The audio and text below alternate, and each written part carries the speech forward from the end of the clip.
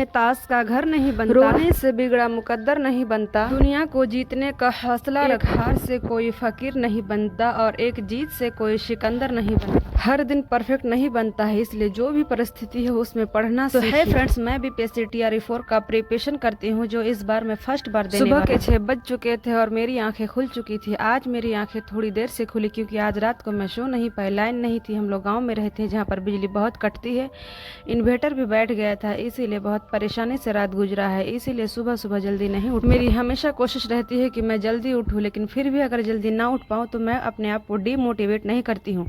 सोचती हूँ कि अब तो जग गई हूँ, इसीलिए अब जो भी दिन बचा उसे ही बेहतर बना। उठने के बाद मैंने 15 मिनट लिया फ्रेश होने के लिए और थोड़ा सा माइंड को सेटअप करने के लिए। डेली मैं आधा घंटा लेती हूँ, लेकिन आज मैं देर से जगी हूँ, इसीलिए मैंने 15 मिनट ही लिया। उसके बाद मैं किताब उठाई और छत पर चले गई। छत का ठंडा मौसम और खुली किताब और हवाएं देखकर तो मज़ा ही। आज छत पर मैंने लगभग 2 घंटे की पढ़ाई की, क्योंकि आज मैं लेट से जगी हूँ, इसीलिए मैंने सोचा आज एक ही विषय को ही पढ़ा जाए। जिसमें मैंने हिस्ट्री की पढ़ाई की, जिसमें मैं आज अधिवेशन पढ़ रही थी। शायद मेरा 1901 तक का अधिवेशन हुआ, ज़्यादा तो नहीं हुआ, लेकिन फिर भी जितना हुआ मेरे लिए उतना ही अच्छा है। मैं थोड़ा थोड़ा करके पढ़ने की कोशिश करती हूँ। पढ़ाई के बीच मेरी बेटी भी जग गई थी, लेकिन वो ऊपर छत में ही आ गई थी। वहीं पर थोड़ा मस्ती की, खेली और मैंने उसे बहला फुसला कर नीचे भेज दिया कि जाओ अपनी मौसी लोग के साथ जाओ और जाकर मुंह धोना, चाय पीना, जो भी करना है करना, फिर मैं आधे घंटे में नीचे आ जाऊंगी। लगभग मैंने 8:30 बजे मैं नीचे आई। नीचे आने के बाद नाश्ता किए, मेरी बेटी भी नाश्ता की। नाश्ता करने के बाद देखी कि रूम बिखरा पड़ा था, इसलिए मैंने सोचा कि आज थोड़ा फिर से काम कर लिया जाए।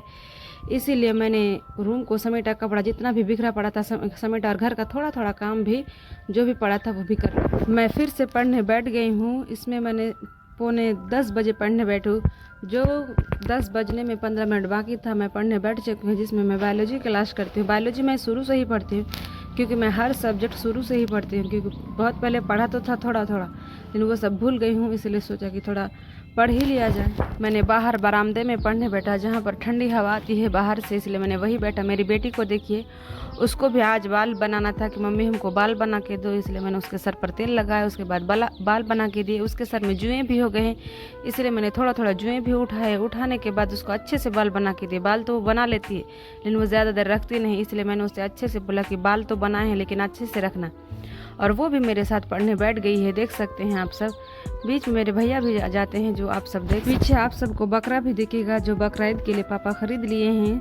छोटा में ही खरीद लिए थे, इसीलिए बकरा हम लोग के साथ ही रहता है। बिल्कुल इंसानों की तरह समझता है, बोलता है, और हम लोगों का बहुत भी दया। पढ़ाई के दूसरे स्लॉट में मैंने लगभग 1.5 घंटे की पढ़ाई की, जो कि मुझे बहुत अच्छा लगा और मैं आनंद लेकर पढ़ाई की। मुझे स्ट्रेस फील भी नहीं। अगर आज इसलिए नहीं पढ़ी कि आज समय कम था, तो कल भी कोई ना कोई वजह मिल जाएगी। पढ़ाई को ना पढ़े, कोई भी काम कल पर मत छोड़िए, क्योंकि आज से ही शुरू करिए। थोड़ा ही कीजिए, लेकिन शुरू आज से ही कीजिए, क्योंकि कल कभी नहीं आता। इसलिए मैं कोशिश करती हूँ कि मैं जितना सकूँ आज पढ़ाई करूँ, क्योंकि कम पढ़ूँ लेकिन पढ़ूँ। बिल्कुल करीब 11 बजने 15 मिनट बाकी था, तो मैं सोने के लिए चली गई, क्योंकि 11 बजे मुझे नींद आने लगती है। इसलिए मैंने सोचा कि थोड़ा आराम ही कर लिया जाए, तो मैं ज़्यादा तो नहीं सोई, आधा घंटा समझ ली। 11:30 बजे मैं जगी। जगने के बाद मैंने सोचा अभी तो टाइम है, तो थोड़ा रीजनिंग की क्लास कर ली जाए, क्योंकि कुछ दिनों से यूट्यूब की क्लास मैंने नहीं की। हमारे एग्जाम में रीजनिंग की बहुत अच्छी भूमिका है, अगर इसलिए थोड़ा थोड़ा करके मैं रीजनिंग को भी कवर करती हूँ। मोबाइल से पढ़ाई करते समय मेरी यही कोशिश रहती है कि मैं सिर्फ पढ़ाई से रिलेटेड चीज़ देखूँ। यूट्यूब से पढ़ाई और माइंड को डाइवर्ट होने से भी बचाना, ये बहुत बड़ा टास्क होता है, और मोबाइल पढ़ाई के लिए बहुत अच्छा साधन है।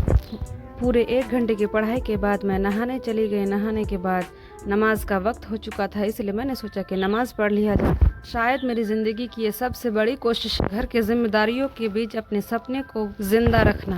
ये पढ़ाई सुबह होती है, तो कभी दोपहर में, कभी बच्चों के साथ, तो कभी आराम के साथ, लेकिन पढ़ाई का सिलसिला रुकना नहीं चाहिए, कि हमारा सपना तभी पूरा होगा जब अपने सपनों के लिए थोड़ा थोड़ा सा काम हम रोज़ करेंगे। समय कभी मिलता नहीं है, इसीलिए समय को निकालना पड़ता है। अगर हम अपने सपनों के लिए रोज़ 1 घंटा ईमानदारी के साथ निकाल लें, तो कुछ महीनों बाद हम खुद अपने अंदर बदलाव महसूस करेंगे। और अगर किसी दिन 1 घंटा ही पढ़ पाएं, तो खुद को ये कहकर निराश मत कीजिए कि आज कम पढ़ पाए, क्योंकि एक दिन 10 घंटे की पढ़ाई से अच्छा है कि रोज़ 2-3 घंटे की कॉन्सेंट्रेट। हमारे घर में एक छोटी सी पुसी कैट रहती है, जो देखिए बहुत देखने में बहुत सुंदर लगती, बस मासूम सी बच्ची की तरह लगती। वो मेरी बेटी के साथ पढ़ाई करती है, खेलती है, मस्ती करती है। मेरी बच्ची की खिलौने के बक्से में वो घुस गई। देखिए, आप देख सकते हैं उसका चेहरा कितना मासूम है। ये हम लोग के घर की पुशी कैट है। हो सकता है आज आपकी पढ़ाई परफेक्ट ना हुई हो सकता है आज आपको अपनी पढ़ाई के बीच से बार बार उठना पड़ा हो सकता है आज आपका पूरा टाइम टेबल पूरा ना हुआ हो। कोई बात नहीं, बस दिन के अंत में खुद से इतना पूछिए, आज मैंने अपने सपनों के लिए कुछ किया? अगर जवाब हाँ है तो समझिए आज का दिन बेकार नहीं गया, क्योंकि कामयाबी हमेशा बड़े कदमों से नहीं मिलती, छोटी छोटी कोशिश मिलकर एक दिन बड़ी कामयाबी बनाती है। तो अगर आप भी किसी परीक्षा की तैयारी कर रहे हैं, नौकरी का सपना देख रहे हैं या अपनी जिंदगी को बेहतर बनाने की कोशिश कर रहे हैं, तो बस एक बात याद रखें, रफ्तार चाहे धीमी हो लेकिन कदम कभी रुकने नहीं चाहिए, क्योंकि शायद आपकी परिस्थिति आपके साथ नहीं है, लेकिन आपकी मेहनत एक दिन आपकी परिस्थिति जरूर बदल सकती है। तो मेहनत करते रहिए और अपने सपने पर भरोसा रखिए। तो मिलते हैं अपने अगले स्टडी ब्लॉग में।